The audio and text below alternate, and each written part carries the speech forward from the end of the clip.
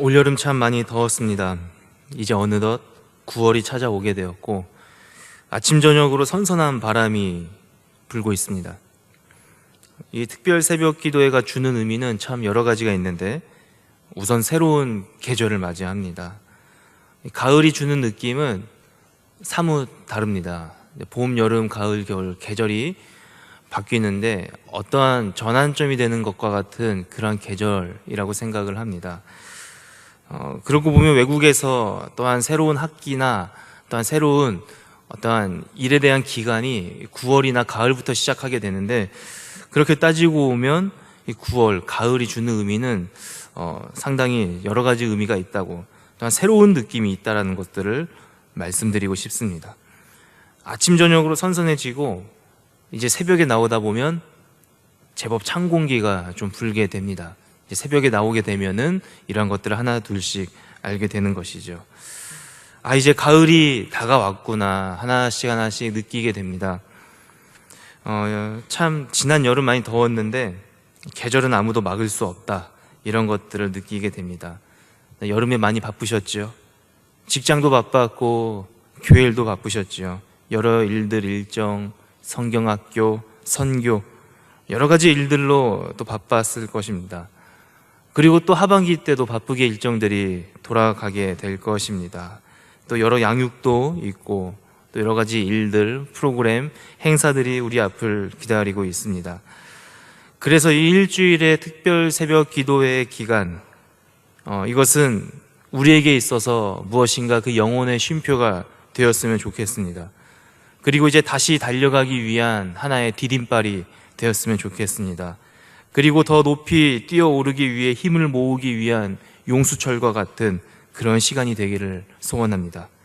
이 새벽을 사모하는 것은 그래도 가장 시간을 떼어놓을 수 있는 그런 시간 아니겠습니까? 그래도 은밀한 가운데 침묵을 깨고 나에게 말씀하신 그 하나님의 음성을 듣고 싶어서 그래서 오신 분들 아니겠습니까? 그렇다면 모두들 이 새벽 기도의 기간, 아니 계속해서 우리가 하나님 만나는 그 기간 동안 진정으로 그 주님을 만나고 돌아가시기를 소원합니다. 모두 이 풍성한 은혜, 이 가을의 그 어떠한 열매보다 더욱더 풍성하고 넘치도록 임하는 은혜가 우리 성도님들 가운데 있기를 진심으로 소원합니다. 전도하는 것이 시간이 지날수록 더 어려워지는 것 같습니다. 저는 이 기독교 방송이나 어떠한 기독교 매스컴을 통해서 살펴볼 때마다 무슨 전도왕 해서 간증도 하고 또 여러 가지 세미나가 열리는 것, 그것들을 접할 때마다 저 역시 부끄러운 이야기지만 교회로 인도한 사람 되라 그러면 손가락에 꼽을 만큼 전도를 못하지 않았나 이러한 생각을 해봅니다. 시대도 참 각박해진 것 같습니다. 복음을 좀 전해야 되는데 그러기에는 이 세상이 참 많이 변하지 않았나 살펴봅니다. 개인주의도 강해지고 있습니다. 이전에는 교회 나아가는 그 자식들 핍박하던 아버지들 항상 있었습니다. 그러한 남편들 항상 있었습니다. 그러한 우리의 시부모님들 항상 계셨지요. 그래도 그러면 그럴수록 우리의 신앙을 지키려고 노력했던 시절이 있었습니다. 그리고 놀랍게도 안 믿던 그들이 구원의 역사가 일어나는 경우도 왕왕 있었습니다. 그런데 요즘은 시대가 좀 달라진 것 같습니다. 종교의 자유가 한 집안에서 일어납니다. 그래서 부모님은 절에 다니고 남편은 천주교 신자고 나는 교회 다니고 자식들은 아예 신앙이 없는 이러한 현상이 벌어지게 됩니다. 너는 네 종교 믿어라. 나는 내가 믿고 싶은 거 믿을 거다. 서로 존중해 주자. 이러한 마음들이 있다 보니 내가 오히려 그것을 신앙생활하기 더 좋은 게 아니라 오히려 전도하기가 더 어려운 것이 현실이기도 합니다. 시대는 빠르게 변합니다. 고급 정보들이 넘쳐나고 굳이 하나님 아니어도 좋을 것 같은 현상들이 계속해서 일어나고 있습니다. 그런데 여러분, 이러한 고민이 특별히 오늘날이라고 해서 더 많이 일어나거나 또 예전이라고 해서 더 적게 일어났거나 그런 것들은 아니라는 것입니다. 이미 저와 여러분들이 고민하고 이러한 것들은 100년 전에도 있었고 1000년 전에도 있었고 또한 예수님 당시 2000년 전에도 여전히 존재하고 있었다는 것입니다. 시대마다 얼마나 훌륭한 이 고등 철학이 발달했는지 모릅니다. 그때마다 훌륭한 학자들도 또한 나타나서 우리의 신앙을 위협했는지 모릅니다. 예수님께서도 복음을 전하셨지요. 영혼을 구원하기 위해 상당히 많은 노력을 하셨습니다. 하지만 예수님 시대에도 참 많은 어려움이 있었습니다. 예수를 대적하는 대적자들이 더 많았습니다. 율법에 능통한 자들도 있었고 자신의 생활 하나 흐트러짐 없이 관리하고 있었던, 경건을 지키려고 하던 자들 여전히 있었습니다. 논리가 뛰어난 사람들 많이 있었습니다. 그리고 예수님의 복음에 대해서 반박하는 그런 상황들이 계속해서 일어났지요. 그때마다 물론 예수님은 놀라운 행적과 가르침으로 그들을 도리어 놀랍게 하시고 그들을 부끄럽게 하셨습니다. 사실 이 놀라운 행적과 가르침, 그들로 하여금 또한 놀랍고 부끄럽게 만드셨지만 그 예수님을 따랐던 제자들, 그리고 함께 있었던 수많은 사람들, 예수를 따르고자 했던 사람들, 사실 이들이 그 대적자들과 맞선다는 것은 여간 어려운 것이 아니라는 것입니다. 복음을 전한다는 것은 단순히 내가 믿는 하나님을 남에게 소개시켜 주는 것, 거기서 그치는 것이 아닙니다. 우리는 이 전도의 개념을 그렇게만 이해하기에는 너무나 단순한 부분이 있다는 것이죠. 말 그대로 이 복음이라는 것은 이 목적에 있어서 영혼 구원입니다. 이 영혼을 구원하기 위해서 이제 하나님을 소개시켜 주는 것이죠. 내가 따르는 신앙을 함께 따르도록 권면합니다. 예수님께서는 복음에 대한 확신이 있으셨죠. 성육신하시어 이 땅에 오시면서 본인의 이 십자가의 사역을 통해서 온 인류를 향한 하나님의 사랑을 확증하기를 원하셨던 것입니다. 그 하나님의 사랑을 실천하기 위해서 친히 본인께서 화목제물로서의 그 기쁨을 감당하시고 우리를 대신해서 십자가에 못 박히고 다시 부활하신 것입니다. 이렇게까지 예수님께서 영혼 구원하시기 위해 이 복음을 전했던 이유는 당신께서 속하셨던 그 하나님 나라에 저와 여러분을 초대하기 위함이었던 것입니다. 그 하나님 나라는 이 땅과는 비교가 되지 않을, 그리고 이 땅에서 잠깐 100년 살고 마는, 일시적으로 머무는 그러한 곳이 아닌 너무나 좋은 곳인데 심지어 그곳은 영원히 머물 수 있는 곳이기까지 했습니다. 그곳이 바로 하나님 나라였고, 이 땅에 계시는 동안 계속해서 예수님께서는 하나님 나라를 전하셨던 것입니다. 이 하나님 나라는 참 생각만 해도 행복한 것입니다. 이 복음을 전한다는 것은 이 하나님 나라가 너무나 좋은데 나 혼자 누리기에는 너무나 아까운 것이죠. 그래서 나 혼자는 누릴 수 없는 것, 그것을 말하지 않고는 안 될 정도로 너무 좋은 곳, 그래서 아직 이 비밀을 알지 못하는 사람에게 찾아가서 이야기해주고 싶고, 또 심지어 나와 관련이 없다 할지라도 그들에게 이 비밀의 소식을 전하고 싶은 것, 그 마음, 그것이 바로 하나님 나라를 전하는 것입니다. 그런데 이 하나님 나라는 우리가 죽어서만 갈 수 있는 것이 아니라 이 땅 가운데에 이미 왔습니다. 하지만 아직 완성되지는 않은 것이지요. 하나님 나라가 이미 이 땅 가운데 왔다는 것은 이 세상에 결국 하나님의 통치하심이 있고, 또한 하나님께서 우리와 함께 계시고 하나님의 백성인 우리도 그 하나님의 처소 가운데 있다라는 것입니다. 그래서 비록 우리의 몸은 이 땅 가운데 있지만 하나님께서 이 땅을 다스린다는 그 확신을 가지고 하나님께서 거하시는 그 처소 가운데 우리도 함께 백성으로서 동참하게 된다면 그 어디나 하늘나라가 될 수 있다라는 것, 그것이 바로 하나님 나라의 진정한 또 우리의 마음가짐일 것입니다. 이제 이 하나님 나라가 완성되는 것은 예수님께서 다시 이 땅 가운데 재림하실 때 완성이 되겠지요. 혹은 우리의 개인의 종말을 통해서 심판대 앞에 설 때에 그 하나님 나라는 완성될 것입니다. 그래서 이 하나님 나라는 곧 구원을 의미합니다. 여러분이 하나님 나라라고 해서 아무나 갈 수 있는 것은 아닙니다. 자격이 없지만 우리를 불러주신 것입니다. 죄의 문제를 해결해야 갈 수 있는데 자격을 부여해 주시기 위해서 우리의 죄를 사해 주시는 것입니다. 죄의 노예가 된 우리 인간을 위해서 하나님의 외아들이신 그 독생자 예수를 우리에게 허락하셔서 우리를 대신해서 그 예수께서 십자가에 못 박혀 죽으심으로 인해 하나님께서 만드신 이 세계 가운데에 자유와 해방을 선포하신 것입니다. 이것이 바로 영혼 구원입니다. 이제 예수님께서는 십자가에서 죽으셨다 부활하시고 다시 하늘로 승천하시게 됩니다. 그러면서 제자들에게 지상 명령을 주십니다. 그것은 너무나 좋은 이 하나님 나라를 나 혼자 누리고 나 혼자 초대받는 것이 아니라 널리 전하라는 것입니다. 그 구원의 기쁜 소식을 전하라는 것입니다. 제자들은 이러한 귀한 사명을 가지고 이제 예수님이 행하셨던 그 일을 해 나아가게 됩니다. 예수님께서는 복음은 유대인에게만 국한되는 것이 아니라 모든 민족에게 해당한다고 말씀하시며 이러한 결론을 선포하시고 하늘로 승천하시게 됩니다. 오늘 본문 중에 민족이라는 단어가 나옵니다. 민족을 제자로 삼으라고 나오는데 이 민족이라는 단어는 원어상으로는 민족들이라고 해석을 하는 것이 맞습니다. 즉 하나의 민족에게만 국한되는 것이 아니라 또한 이스라엘에게만 이 영혼 구원의 명령이 해당되는 것이 아니라 이 땅 가운데 존재하는 모든 나라들에게 해당한다고 볼 수 있는 것입니다.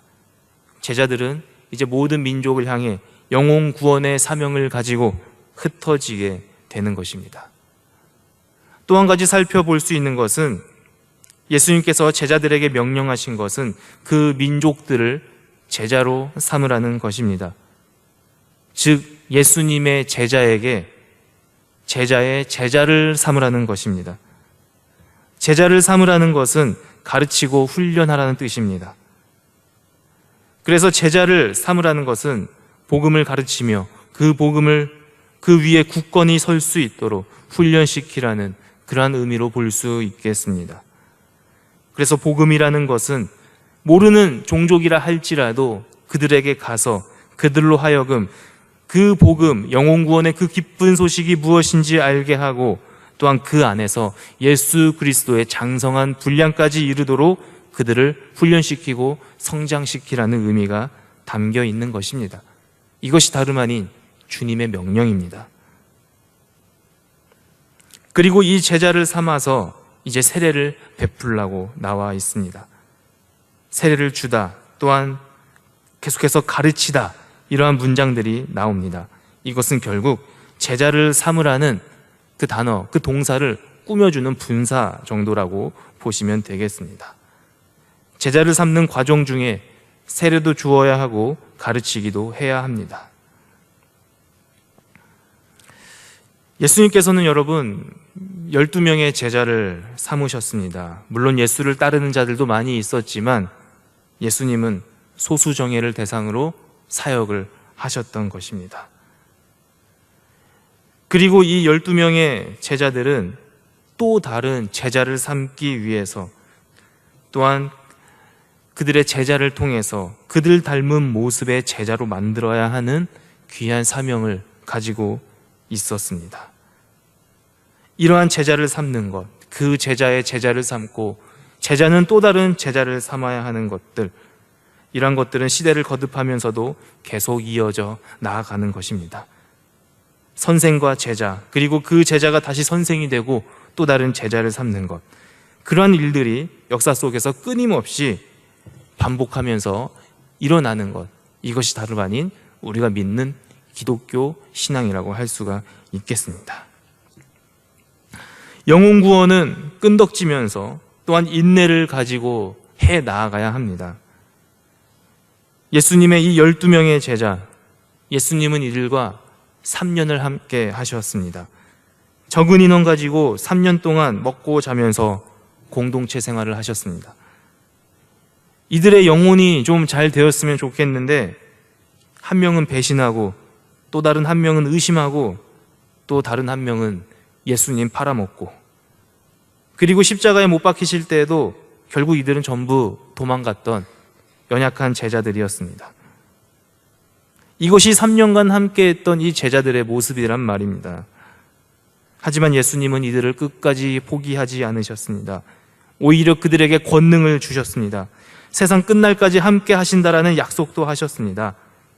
그리고 그 제자들은 믿어주신 그 예수님의 기대에 부응합니다. 예수님이 가신 길을 갑니다. 순교도 하고 유배도 당합니다. 그러면서 그 지상 명령을 지키기 위해 끝까지 힘썼습니다. 여러분, 예수님께서는 우리 모두에게 이러한 제자의 모습을 기대하십니다. 심지어 우리가 무너지고 약해지고 예수님 따르겠다고 약속하지만 금방도 채 가기 전에 그 약속을 배신하고 여전히 부족한 우리들이지만 그럼에도 불구하고 예수님은 저와 여러분을 제자로 불러주십니다. 그리고 그 권능을 주시면서 지상 명령을 지켜 나아갈 것을 우리에게 권면하십니다. 제자들이 해야 할 일 중에 세례를 베풀라는 명령이 있다라는 것들을 잠시 전에 살펴보았습니다. 여러분, 이 세례라는 것은 결코 보통 일이 아닙니다. 일정 기간 교회에 출석하면 받을 수 있는 것, 그것이 세례가 아닙니다. 여러분, 이 세례라는 것은 결단이 필요한 것이었습니다. 즉, 이 세례는 거듭남이라는 개념과 함께 가야 하는데 그 전까지는 하나님 나라의 백성이 아닌 자로 살다가 이제 이 하나님과 연합하기로 결단하기로 이 결심을 한 것입니다. 그리고 그 이면에는 내가 죄인이라는 고백이 함께 깃들게 됩니다. 이 죄인이라는 고백이 있게 되면 결국 이 죄의 문제는 내가 해결할 수가 없게 됩니다. 그래서 예수 그리스도로 말미암아 죄사함을 받게 된다라는, 즉 내가 죽어야 되고 예수님으로 인해 다시 살아가겠습니다라는 고백이 있다라는 것, 그것이 세례의 개념입니다. 씨족사회 그리고 부족국가, 가족 중심의 국가, 가까이에 있는 우리의 일본 혹은 인도 혹은 네팔, 이러한 곳에서 세례받기 참 힘듭니다. 내가 당할 왕따, 집단 배제, 감수해야 할 것이 너무나 많은 것입니다. 하지만 그러한 불이익을 감수하고서라도 받게 되는 그 세례는 너무나 값진 것이기에 이들은 받는 것입니다. 그래서 여러분, 우리에게 주어진 이 영혼 구원의 사명은 누군가의 인생을 바꿀 수도 있는 매우 중요한 일이라는 것입니다. 내가 전하는 말 한마디, 내가 하는 행동 하나가 누군가에게는 그들을 회심하게 하고 그들을 거듭나게 하고 주님께 인도하게 되는 인생의 전환점을 제시하는 것입니다. 여러분들에게 맡겨주신 그 영혼 구원의 대상, 그 제자들, 그들의 인생이 걸린 것이란 말입니다. 너무나 중요한 사명이 우리에게 주어져 있습니다. 그러기 위해서 먼저 나는 과연 거듭난 사람인가? 먼저 내 영혼은 주님의 품 안에서 과연 평안한가? 먼저 물으시기 바랍니다.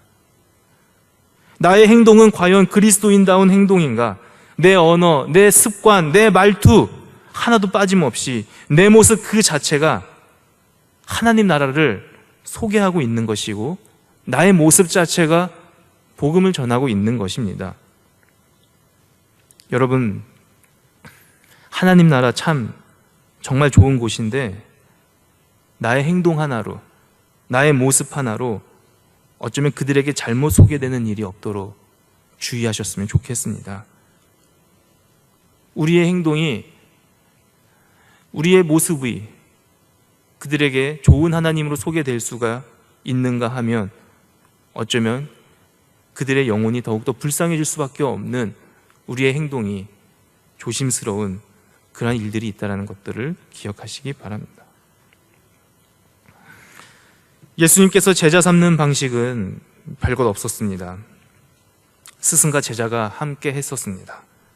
그래서 스승의 모습을 제자들이 따르고 닮아가는 것이었습니다.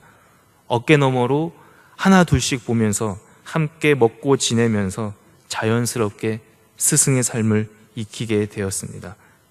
여러분의 일터나 여러분의 가정에서 또한 여러분이 속한 그곳에서 바로 여러분의 제자를 삼는 그 장소라는 것입니다.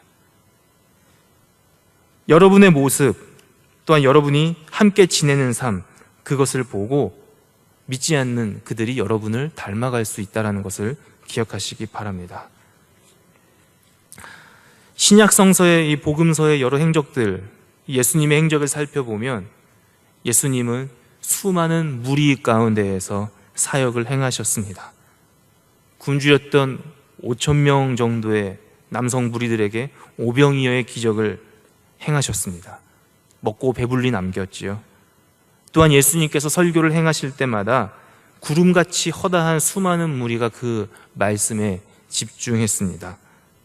하지만 그 무리 중에서 예수를 따른 이가 많았더라라는 내용은 나오지 않습니다. 예수를 따른 이들은 극히 드뭅니다. 예수를 따랐다는 것은 내 삶을 전적으로 내려놓고 주님의 제자의 길을 선택했다라는 것입니다. 제자와 무리는 다릅니다.